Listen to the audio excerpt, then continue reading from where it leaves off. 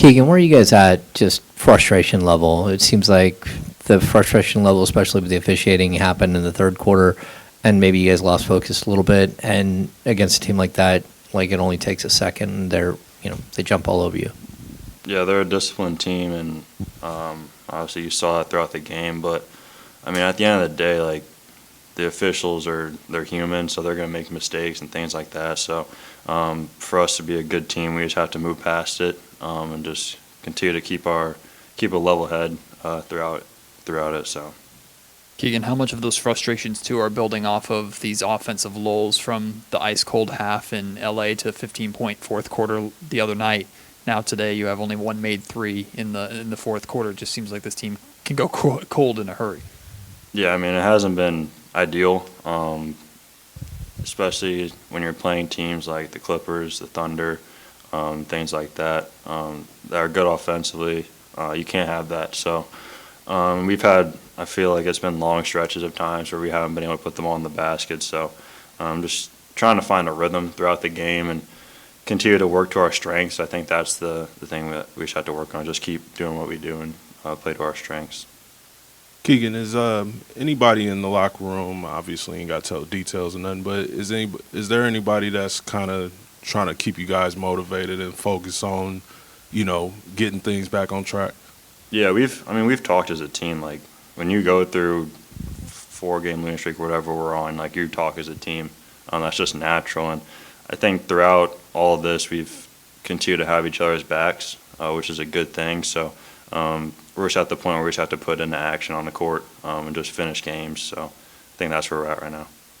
Keegan, I think you guys had a 1-point lead in that third quarter. OKC goes on a 15-4 run and kind of spiraled from there. What do you think changed for you guys offensively that led to that lull?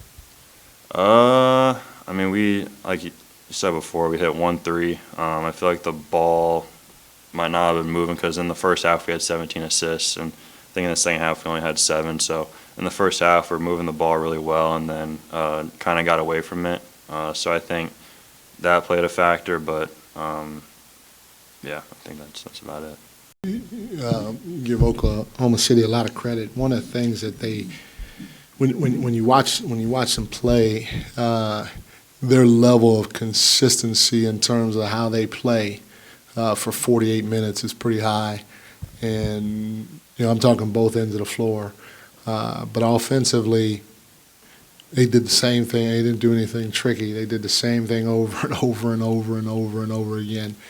They either brought the big into a pick and roll, or they brought a small into a pick and roll trying to get a mismatch. And once they had the pick and roll advantage, they put their head down, they drove the ball, and they touched the paint. And if you commit a second guy to help on the dribble drive, every single one of those guys, not most of the time, not sometimes, every single time they got off the ball, they sprayed the ball, and they knocked down shots. And to have that level of consistency, doing the same thing over and over and over and over and over, and not get bored with it again, is pretty high level. So you give them a lot of credit. We tried blitzing Shea, we tried switching versus Shea, we tried a normal coverage versus Shea, and if we blitzed him, he just got off it. If he touched the paint and we brought help over, he just got off of it. And all their guys either caught it and shot it or caught it and drove it, trying to bring help again, and then they got off of it. They sprayed it. So I give them a lot of credit. They had 4 straight 30-point quarters against us at a pretty high level. And at the end of the day, when you play those guys, we just have to sit down. We got to guard. We got to do a better job of containing the dribble drive, because that's what starts their whole thing is the drive. And whether it's, again, a pick and roll by a big or a pick and roll by a small, that's what they're going to do to you every single play. For us offensively, I thought we were doing the same thing in the first half. We had 17 assists. We were touching the paint. We were spraying the basketball. Our spacing was great. And then as the game went on, especially as they got a little bit of a lead, we started touching that paint and taking some tough shots. And, again, we have to make sure that we are okay with doing the same thing over and over and over again. If you touch that paint, you draw a second guy offensively, you got to spray it, and then you got to knock down the shot. And I think in the maybe in the second half or maybe in the it might have been the second half, we might have been 1 for 13, I think, from the floor. From the three-point line.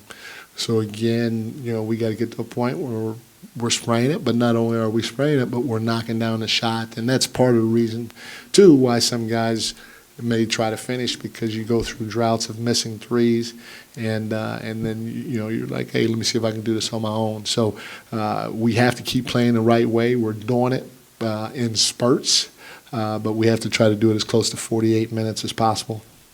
Because again, like I said, 17 first half assists compared to 7. That coupled, especially with the defense, is a ball game. Hey, Mike, you went with Keon over Kevin tonight in the starting lineup. What made you make that adjustment, and how do you assess Keon's performance tonight? I thought Keon was solid. I just thought it was time for a change. And, it's my job to continue not just searching with the lineups and rotation, but also with what we're doing defensively and what we're doing offensively. So that's all that was. Mike, 3-point defense once again was an issue. Mm-hmm. Is there a way? Are you guys addressing it differently with you guys? Because I feel like it's just a consistent issue that continues to pop up game in and game out. Yeah, I'd say against Brooklyn, it was just our overall sense of urgency, because we didn't. Our game plan, the way we didn't play in the second half last night, was the same. There was a sense of urgency of us getting to shooters last night, and in that first quarter alone, their 2 hot guys hit 3 threes because we closed out short with our hands down. And when you have guys like Cam Thomas and Cam Johnson, but especially Cam Thomas, who's a streak scorer, when they see the first couple go in that easy, it's hard to slow down. And tonight, again, we have to control the dribble drive, because if you don't control the dribble drive and Shea gets in there against almost anybody, he's going to score, he's going to get fouled. So you got to send help over. And when you send help over, way Hartenstein is playing that pocket area, you got to send somebody else to protect there. And they don't get bored touching the paint, drawing a second defender, and spraying it.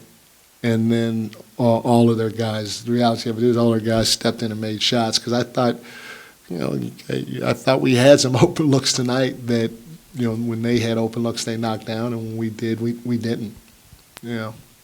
Mike, the frustration level of your team on the court seems to be rising, especially with the officiating. How do you get them?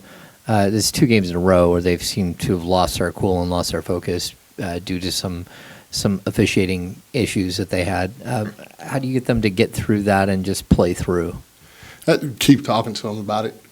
Showing them the film. Showing them that we have to be able to control our own destiny. You can't put calls in the officials' hands, and we're good enough no matter what the calls are to go win games, and we just have to get to a point where we all believe it, truly believe it, and go do it. Mike, I remember last year, you talked about wanting to see how your team responds to adversity. I wonder, is this a similar kind of circumstance with this 4-game losing streak? Yeah, 100%. We're going through some now, and we're going to see how mentally and physically tough we are as a group, as well as sticking together to try to get through it. And so it's what's in front of us, and we got to handle it right. It's the first game where OKC had more turnovers than their opponents, but they still outscored you in points off turnovers. How encouraging is it, the lack of turnovers that you guys had, but then what do you make of them executing more off of those?